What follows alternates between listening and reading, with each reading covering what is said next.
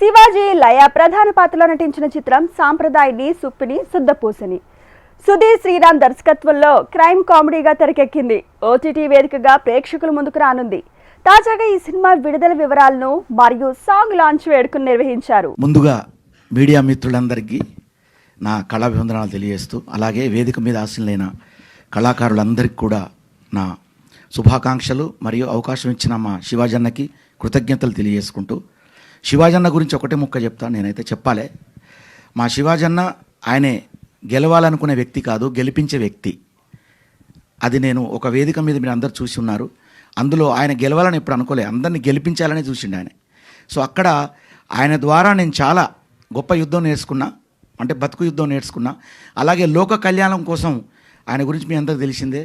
లోక కళ్యాణం కోసం ఆయన ఎప్పుడు నిరంతరం యుద్ధం చేసేటువంటి శివాజీ కాదు, వీర శివాజీ ఆయనే. ఆ విషయం అందరికీ తెలుసు, నేను కొత్తగా చెప్పక్కర్లేదు. సో నా విషయంలో నేను ఎందుకు చెప్తున్నానంటే అండి, నేను పొగడ్డం అని కాదు, వాస్తవం ఇది. నా విషయంలో కూడా ఆయన ఒకటే చెప్పారు, బోలే నువ్వు పాడు ఒక వేదిక మీద. మీ అందరికీ తెలుసు, ఆ వేదిక పేరు మనం ఇప్పుడు ఇక్కడ ప్రస్తావించకూడదు, ఈటీకి సంబంధించింది. సో కాబట్టి ముఖ్యంగా ఆ వేదికలో మా శివాజన్న గారు మా అందరికీ ప్రోత్సహించి ఆయన ఒకటే చెప్పారు, బయటికి వచ్చి నేను సినిమా చేస్తే కనుక బోలే ఖచ్చితంగా నీకు సాంగ్ ఇస్తా అన్నారు.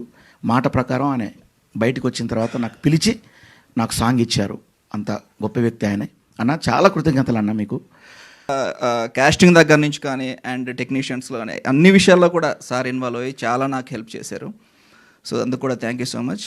సో ఇంకా లయ గారు, రోహన్, ప్రిన్స్ గారు, ధనరాజ్ అన్న, సో ఎవ్రీబడి, సో ప్రతి ఒక్కరు నాకు బాగా సపోర్ట్ చేసి బాగా హెల్ప్ చేశారు. థ్యాంక్ యూ అండి ఎవ్రీబడి. సరే, ఈరోజు వస్తే ఈ సాంగ్ విషయంలో మాట్లాడాలి అంటే, ఈ సాంగ్ విషయంలో కూడా థ్యాంక్ యూ శివాజీ గారికి. సో బేసికల్లీ నా సినిమాలో సాంగ్ లేదని నేను నమ్మేవాడిని. బట్ శివాజీ గారు ఎప్పుడైతే ఇలాంటి ఒక సాంగ్ ఉండాలి, డెఫినెట్గా ఆడియన్స్కి ఒక చిన్న రిలీఫ్ ఉంటుంది అని చెప్పి నమ్మి ఈ సాంగ్ని ఆయన తీసుకొచ్చి సినిమాలో యాడ్ చేశారు. సో వన్స్ అది యాడ్ చేసిన తర్వాత నాకు అర్థమైంది, అంటే ఎక్స్పీరియన్స్ మ్యాటర్స్ ఎప్పుడైనా. సో ఎందువల్ల ఆయన మాట అన్నారు, నేను ఫస్ట్ చాలా ఎందుకంటే ఈ సాంగ్ అవసరం లేదు కదా మన సినిమాకి నేను చాలాసార్లు అన్నాను. కానీ బట్ సినిమా ఫుల్గా చూసిన తర్వాత అర్థమైంది. సో ఎందువల్ల ఆయన సాంగ్ అడిగారు, సో దాని నుంచి వచ్చేటువంటి ఒక రిలీఫ్ సినిమాలు ఎలా ఉంటుంది అనేది నాకు తర్వాత అర్థమైంది. సో దీని విషయంలో కూడా థ్యాంక్ యూ సార్. సో ఈ సినిమా ఫస్ట్ నేను ఆర్డర్లో ఎలా చెప్పాలో నాకు తెలియదు, సో నేను అన్నీ చెప్తాను. సో ఆర్డర్ని క్షమించాలి. బట్ ఈ సినిమా ఫస్ట్ సుధీర్ శ్రీరామ్ గారు చెప్పినప్పుడు, అదే శివాజీ గారు చెప్పారు వినమ్మా ఒకసారి అని చెప్పినప్పుడు, నేను అంటే నార్మల్గా ఉంటుంది, ఏముంది ఒక స్టోరీ, ఒక ఇది, ఒక పాట, ఒక ఫైట్, వాట్ ఎవర్, అంటే నార్మల్ స్టోరీ అనుకున్నాను. బట్ ఎవ్రీ స్టేజ్లో ఇంట్రెస్టింగ్గా అనిపించింది. ఎవ్రీథింగ్ వాజ్ అదే, నేను నవ్వుతున్నాను అంటే ఆయన నెరేషన్ కూడా అలాగే ఉంటుంది. సో అని మామూలుగా మాట్లాడితేనే నవ్వు వస్తుంది నాకు.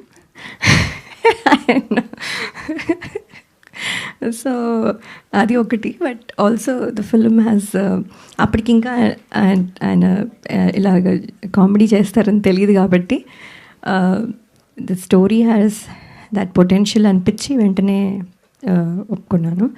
And then the journey started and today we are here.